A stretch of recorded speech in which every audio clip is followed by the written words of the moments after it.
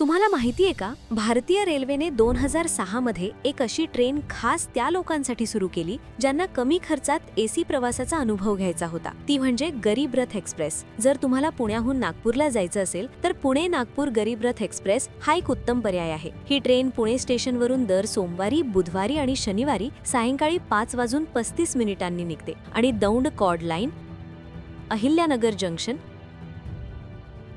Manmad junction,